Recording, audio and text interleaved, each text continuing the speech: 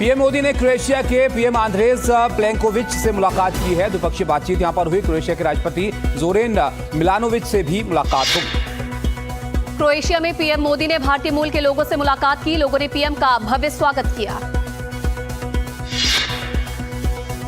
Iran से भारतीयों को लाने वाला विमान दिल्ली पहुंचा। ईरान से 110 छात्रों को लेकर लौटा है विमान।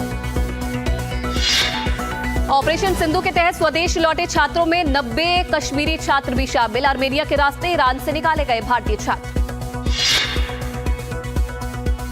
पीएम मोदी ने अमेरिकी राष्ट्रपति डोनाल्ड ट्रंप से बात की है। ऑपरेशन सिंदूर के बाद पहली बार दोनों नेताओं ने बात की। 22 अप्रैल को पहलगाम में हुए आतंकी हमले को लेकर राष्ट्रपति ट्रंप ने पीएम मोदी से संवेदना जताई। इस बातचीत में आतंकवाद और भारत पाकिस्तान तनाव पर चर्चा हुई। राष्ट्रपति ट्रंप ने आतंकवाद के खिलाफ लड़ाई में समर्थन देने की बात की। पीएम मोदी ने राष्ट्रपति ट्रंप से बातचीत के दौरान कहा कि पाकिस्तान पर मध्यस्थता न स्वीकारा है, न कभी स्वीकार करेंगे। अमेरिकी राष्ट्रपति ने पीएम को अमेरिका आने का भी न्योता दिया, लेकिन पूर्व निर्धारित कार्यक्रम की वजह से पीएम ने न्योता स्वीकार नहीं किया। पीएम मोदी ने क्वाड की अगली बैठक के लिए ट्रंप को भारत आने का न्योता भी दिया है, जिसे राष्ट्रपति ट्रंप ने स्वीकार करते हुए कहा कि वे भारत आने के लिए काफी उत्सुक हैं।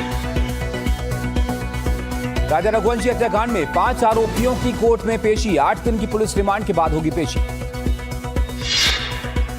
सोनम के फोन रिकवरी के लिए मेघालय पुलिस का सर्च ऑपरेशन जारी। मर्डर स्पॉट पर सोनम ने कर दिया था अपने फोन को स्विच ऑफ।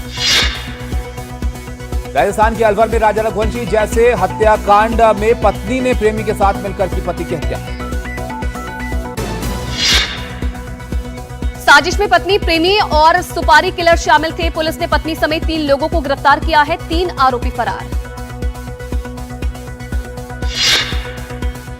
महाराष्ट्र में शिवसेना मनाएगी अपना स्थापना दिवस। स्थापना दिवस से पहले मुंबई में छिड़ा पोस्टर वॉर। मातोश्री के पास लगे शिंदे के पोस्टर्स। वाइड बॉडी विमानों पर एयर इंडिया का बड़ा फैसला। अंतर्राष्ट्रीय सेवाओं वाले विमान में 15% की जाएगी कटौती। मुख्यमंत्री भूपेंद्र पटेल की अध्यक्षता में हुई कैबिनेट बैठक में अहमदाबाद विमान दुर्घटना में मारे गए लोगों को श्रद्धांजलि देते हुए शोक प्रस्ताव पेश किया गया। मौसम विभाग ने असम, मेघालय, ओडिशा, पश्चिम बंगाल और झारखंड में भारी बारिश का रेड अलर्ट जारी किया है। 11 से अधिक राज्यों के लिए ऑरेंज अलर्ट जारी। बारिश और बाढ़ से जुड़ी अलग अलग घटनाओं में गुजरात में 48 घंटे के अंदर 22 लोगों की मौत हुई है। कई लोग लापता भी हैं, जिन्हें ढूंढने की कोशिश हो रही है।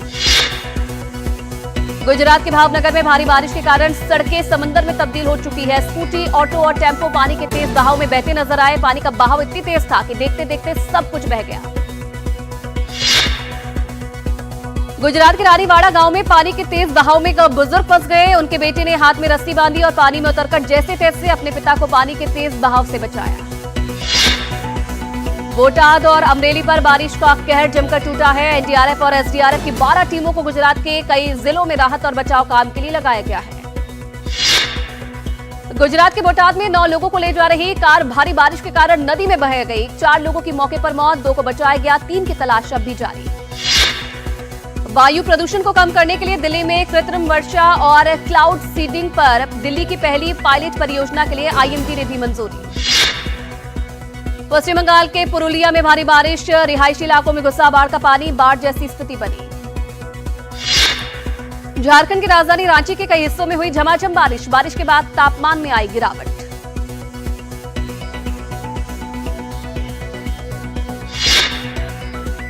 उत्तराखंड के चंपावत में बरसाती नाले का जलस्तर बढ़ा। 4000 श्रद्धालु फंसे। एसडीआरएफ की टीम ने किया लोगों का रेस्क्यू।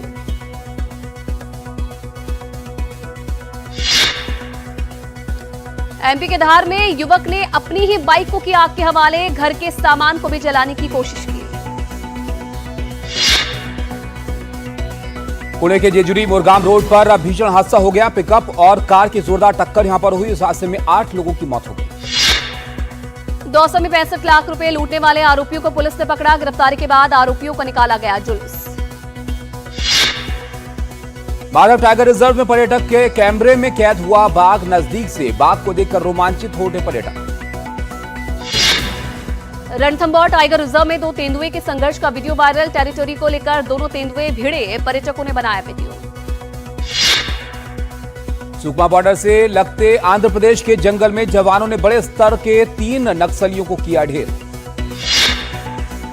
बीजापुर में नक्सलियों ने बंधक बनाए सभी ग्रामीणों को छोड़ दिया है। कुछ वक्त पहले इन्हें बंधक बना लिया गया था। पुरानी गाड़ियों पर नजर रखने के लिए लगेंगे ANPR कैमरे। 1 जुलाई से पेट्रोल पंप पर होगी निगरानी। ब्रह्मोस एरोस्पेस के MD और CEO doctor Jayateerth R Joshi से मिले। तेलंगाना के मुख्यमंत्री रेवंत रेड्डी डॉक्टर जयतीर्थ की टीम से ब्रह्मोस विस्तार योजना पर चर्चा की। संभल हिंसा के मामले में SP सांसद जियाउर रहमान बल्क समेत 23 लोगों के खिलाफ चार्जशीट दाखिल हुई। अभिनेता और फिल्म निर्माता कमल हसन की फिल्म ठग लाइफ कर्नाटक में रिलीज हुई। सुप्रीम कोर्ट ने कहा था कि फिल्म को कर्नाटक में रिलीज किया जाना चाहिए। ONGC जोरहाट में 45 लाख रुपए की फर्जी बिलिंग का खुलासा। CBI ने दर्ज किया भ्रष्टाचार का मामला। फास्टैग पर केंद्रीय मंत्री नितिन गडकरी का बड़ा ऐलान। अब 10,000 की जगह सिर्फ 3,000 में मिलेगा वार्षिक पास। भारतीय क्रिकेट बोर्ड को कोची टस्कर्स केस में बॉम्बे हाईकोर्ट से लगा तगड़ा झटका। बॉम्बे हाईकोर्ट ने BCCI की याचिका खारिज की। भारतीय बोर्ड को देने होंगे 538 करोड़। मंगोलिया में एक्स खान क्वेस्ट जारी है। क्वेस्ट में हिस्सा लेने पहुंचे भारतीय सेना के जवान कई गतिविधियों में लेंगे हिस्सा। भारत ने ईरान से भारतीय नागरिकों को निकालने के लिए शुरू किया ऑपरेशन सिंधु। उत्तरी ईरान से 110 छात्रों को निकाला गया। ईरान में रह रहे कश्मीरी छात्रों और उनके परिवारों के लिए बड़ी राहत। ऑपरेशन सिंधु के तहत स्वदेश लौटेंगे छात्र। 90 कश्मीरी छात्र पहुंचेंगे दिल्ली। ईरान और इजरायल के बीच हरिद्वार से धार्मिक यात्रा और इस्लामिक स्टडीज के लिए गए कई लोग फंसे हैं। लोगों में महिलाएं और बच्चे भी शामिल हैं। ट्रंप की धमकियों के बीच खामेनेई का अमेरिका को बड़ी धमकी। कहा अमेरिका का कोई भी हस्तक्षेप बर्दाश्त नहीं करेंगे। जोरदार जवाब दिया जाएगा। अमेरिका के राष्ट्रपति डोनाल्ड ट्रंप ने कहा है कि मैं ये नहीं कह सकता कि अमेरिका ईरान पर हमला करेगा या नहीं। ट्रंप ने कहा कि ईरान ने संपर्क किया है, लेकिन मैंने कहा है कि बहुत देर हो चुकी है। उन्होंने सुझाव दिया कि वे व्हाइट हाउस आए। रूसी विदेश मंत्री सरगेई रयाबकोव की चेतावनी। इजरायल को सीधी अमेरिका की मदद मिलना मिडिल ईस्ट की स्थिरता पर असर। कैनेडियाई खुफिया एजेंसी ने जारी की 2024 की रिपोर्ट। खालिस्तानी उग्रवाद को सुरक्षा के लिए खतरा बताया। भारत पर विदेशी हस्तक्षेप का आरोप।